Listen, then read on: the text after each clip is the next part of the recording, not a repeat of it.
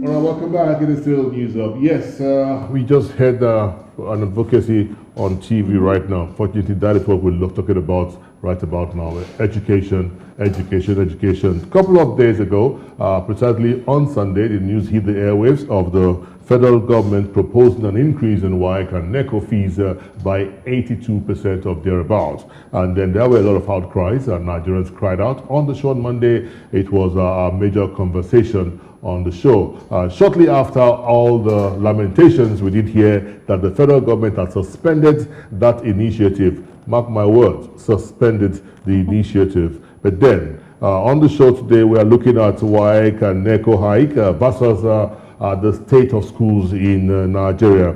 And Dr. Aderonke Kujore, education stakeholder and founder, Aderonke Foundation, joins us right about now. So good to have you on the show, Dr. Aderonke. I want to say a very big thank you before you respond. A very big thank you for the work you do, your advocacy for proper education in Nigeria. Thank you so very much, Dr. Aderonke. Thank you. It is a pleasure. This is all our fight. We must all work together to get to a Nigeria that we hope and dream for. So thank you. It's a pleasure to be here. Oh, great, great. So how did you feel? Let's start off with how you felt when you heard about the proposed hike in examination fees, WAEC and NECO examination fees, amidst the many, many challenges facing the education sector and also the economic realities that parents have to live with. How did that come to you? I think, first of all, I want to acknowledge the fact I think it would be unfair to disregard the fact that across the country today, we're seeing rising costs, whether it's in education or it's in transportation or it's in fighting insecurities. Inflation has gotten us to a point where there are rising costs across the board, and everyone is fighting it. I think it would be, unfair not to acknowledge that. That being said, I think my first reaction when I saw that in the news was what is happening with our checks and balances.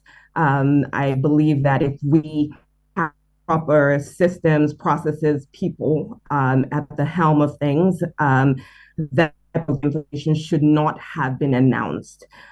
We should have done all our homework that is being done now before announcing that and putting that out there and really wasting resources on the back and forth there. I should be in a position where we understand the state of the nation, the state of parenting, the state of students who are trying to take these exams and know what is acceptable and what is not. So I think it shouldn't have been announced in the way that it was. That being said, the good thing that I sort of see coming out of all of this is that the government is listening, and we have to appreciate them for that. There are countries where things like this are being done, and students and basically the citizens are reacting to it, and nothing is being done to change it or to suspend it. So we still have some good coming out of this. The fact that they are listening and that they were able to pull that back for further assessment is all a good thing. All of that being said, we cannot let this opportunity to fix our systems go to waste. The problem here that many are dealing with, as you have sort of hinted to, is that many cannot afford it. Many still see the current fees without the hike being exorbitant, considering the state of financials for a lot of families across Nigeria. And many students don't have to take just one exam, they have to take several exams. They complain about the cost of buying textbooks to study for these exams. They complain about the malpractice, whether or not they will actually pass these exams to be able to get into the tertiary institutions and things like that. So there's a lot that's going on there. And I think we need to be talking about all of that because when it all boils down to it, how we treat our education is how we will reap the country that is produced from it. The issue with a hike like that is that if you hike the cost of taking the test, then students stop taking the test, and you continue to see an increase in the number of students that are not in school, or in the number of students that are not able to get into tertiary institutions and end up doing things that we don't want them to do. So my first reaction was, it shouldn't have come out that way. But I think I'm hopeful because the government is listening and is that specific. We will not be that specific. We will not be touching the root of the problem. Every few years, somebody comes in, the next person comes in, and we're talking about fee hikes. That's not the root of the problem, and it will continue if we don't really face what's going on here. What's going on here is really that we don't have a sustainable way to fund education across Nigeria. And that's what we really should be tackling. And your question in terms of how do we tackle this is, I think we need to first of all look at this as a shared responsibility across the board. Yes, the government has a huge stake there, but it's also a shared responsibility across society. I think from a governmental perspective, first of all, we do need to continue to increase the amount of funding in education, and not just increase it, but protect it over time. It shouldn't be a political situation in terms of whether or not we fund education and how much we fund it. So that increase should be protected regardless of who is at the helm of affairs from a political perspective. And then we need to strengthen things like the TED fund, or public-private partnerships. If we have some of our largest corporations, banks, and things like that chipping in their part to fund some of the things that we need for exams like this, the burden will not be so much that we have to put it all on parents. So for instance, if we had banks, for instance, funding the ICT centers or the testing centers that are used for these exams, that would take off some of the load of funding from the government and from the parents. We also need to look at how the government funds it. It should not just be a federal funding situation. It should be a shared responsibility between the states and the government, so that everybody has a stake in it and we're not just pushing it off to someone. One of the other things I think Nigeria has not taken full advantage of is leveraging alumni and philanthropic giving for funding of our education. If you look at countries outside of us, the US and some others, you will find that there is a significant portion of the education budget that is being funded by alumni and other philanthropic organizations or programs. And that's something I think Nigeria needs to look into and take full advantage of as quickly as possible, considering the number of children that we have going through our educational system. Also, when we think about the share of these expenses that go on to parents, I don't think we should just look at it as a flat fee. Because if we're being honest with ourselves, yes, we do have some parents and some families that are able to afford those hikes and some that are not.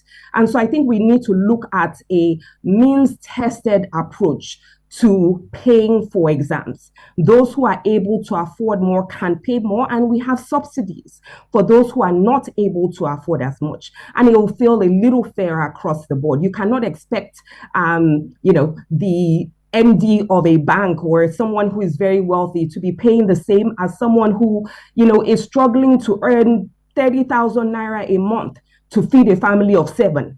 That's just not fair and not realistic. So we need to explore means-tested approaches when we're thinking about how the parents chip in on their part of this. Yeah, there's so many other ways that we can look at this. Yeah, still staying with ways of funding education.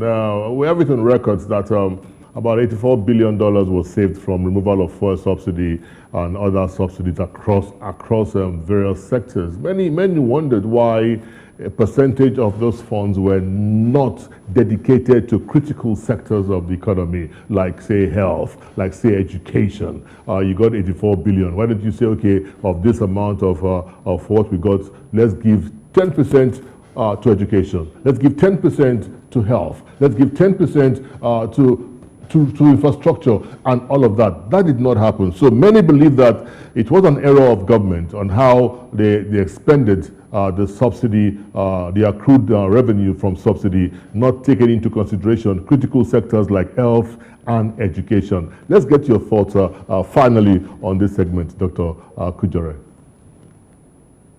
Sure, I completely agree with you that some of the saved fundings across other areas should definitely be put into education. Like I started with, we're not funding education at the level that we should be.